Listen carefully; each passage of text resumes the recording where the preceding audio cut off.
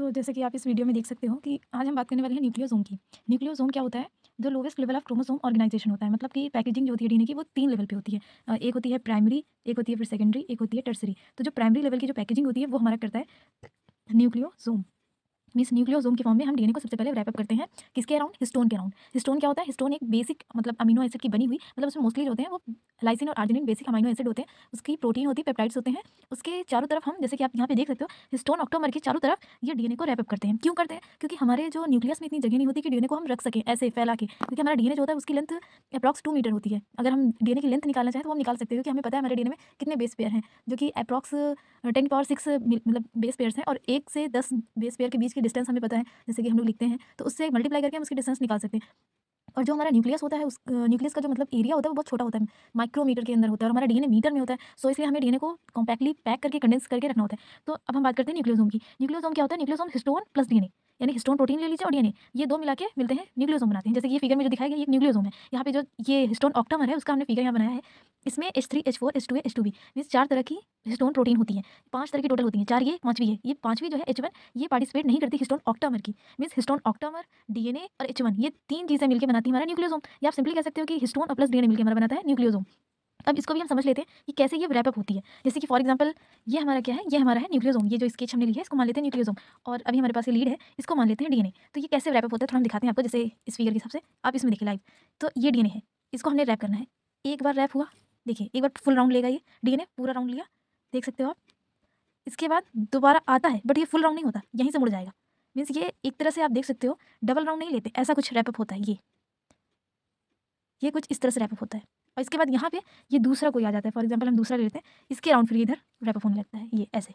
फिर उसी तरह होगा, डबल नहीं होगा, मतलब एक बार तो पूरा होगा, ये करीब 1.75 मतलब कोर लपेटा जाता है। तो इस तरह से हमारा मतलब रैप होता है। यहाँ पे भी आप देख सकते हो, यहाँ से उठाया, एक राउंड तो पूरा किया, बट दूसरा राउंड पूरा नहीं करते, घुमा देते हैं। दूसरा राउंड हम पूरा नहीं करते, यानी अप्रॉक्स 2 राउंड के करीब करते हैं। तो अब इसकी हम थोड़ा बता देते हैं इसका मॉलिक्यूलर स्ट्रक्चर कैसा होता है। तो आप देख सकते हो ये हमारा हिस्टोन ऑक्टामर है। इसमें हमने बताया था H3 H4 H2A H2B होता है। कैसे? जैसे मान लीजिए H3 के नीचे H3, वैसे इसका मतलब ये प्लेस ऐसा नहीं होता कि H3 के नीचे ही H3 होता है। इसकी भी हम एक फिगर आपको दिखा देंगे, पोस्ट कर देंगे। तो ऑक्टामर कैसे बना होता है? ये 4 प्रोटीन मिलकर बनाते हैं हिस्टोन के, H2A H2B H3 H4। तो इन सब की 2-2 सब यूनिट होती है। मीन्स H2A 2 बार होता है, H2B 2 होते हैं, H3 2 होते हैं, H4 2 होते हैं। ये टोटल कितने हो गए? हिस्टोन ऑक्टामर 8, इसीलिए इसको ऑक्टामर कहा गया है, क्योंकि यहाँ पे 8 जो है वो होते हैं। अब यहाँ पे दिखाते हैं कि कैसे हमारा न्यूक्लियोसोम बना। ये जो है, ये इतना जो है इसको हम न्यूक्लियोसोम कह रहे हैं। मीन्स ये जो इतना स्ट्रक्चर है इसको हम न्यूक्लियोसोम कह रहे हैं। और इसी को आगे हम अगर और बढ़ाते जाएंगे तो फिर ये सोलेनाइड बना देगा। मीन्स इतने को हम कहते हैं न्यूक्लियोसोम, इसी को और फर्दर हम अगर कहेंगे तो फिर वो सोलेनाइड हमें बना देगा। अब इसमें भी देखिए, ये जो ब्लैक कलर का 4 हमने बनाया है ये ऑक्टामर है। ये H1 से उसको सील किया गया है, जैसे कहते हैं ना वो एक तरह से डीएनए को चिपका के रखता है, जैसे उस पर रैप कर दिया, H1 आके उस पर चिपकाएगा। अब डीएनए को रैप किया, रैप करने के बाद ये देखिए डीएनए में हम कहते क्या है? हिस्टोन के, इसको लिंकर डीएनए कहते हैं। मीन्स जो एक न्यूक्लियोसोम से दूसरे न्यूक्लियोसोम के बीच के डीएनए को जो खुला होता है, किसी से रैप अप नहीं होता, उसको लिंकर डीएनए कहते हैं। जो डीएनए उस हिस्टोन ऑक्टामर के साथ अटैच होता है या फिर कह सकते हो रैप अप होता है, उसको हम को डीएनए कहते हैं। और ये रैपिंग कैसे होती है, मतलब कौन से बॉन्ड की वजह से होती है, तो उसको हम समझते हैं कि डीएनए जो होता है, ये जो हमारा डीएनए है, हमने डीएनए को दिखाया, स्टोन का नहीं है, ये डीएनए को दिखा रहे हैं। तो डीएनए में हमारे क्या होता है, ये डीएनए है उसका और लार्ज फॉर्म है।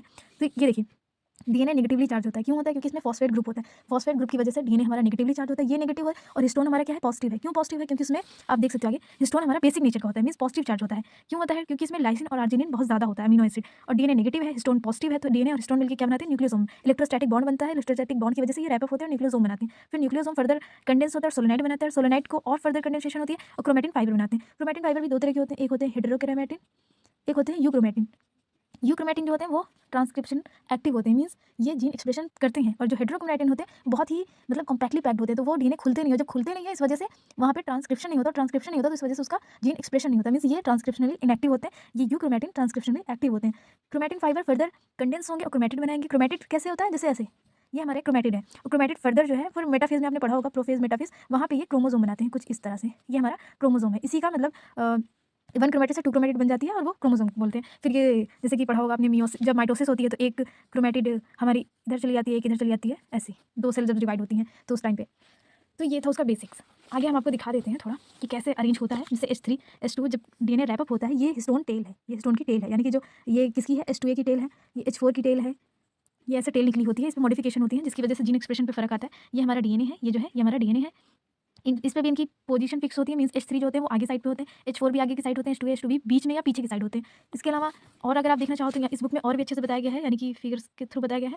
और यहाँ पे जो है इसकी कंपोजिशन बताई गई है, जैसे किस में कितना परसेंटेज होता है, तो आप देख सकते हो कि H2A में कितना होता है, लाइसिन का परसेंटेज, अर्जिनिन का, लाइसिन का, तो ये सब है। ये स्टैंडर्ड बुक है कार्प की, वहाँ से डेटा है लिया है, उस फिगर भी वहीं से लिया गया है। नेक्स्ट वीडियो में और डीप में बताएंगे, तब तक के लिए ओके बाय।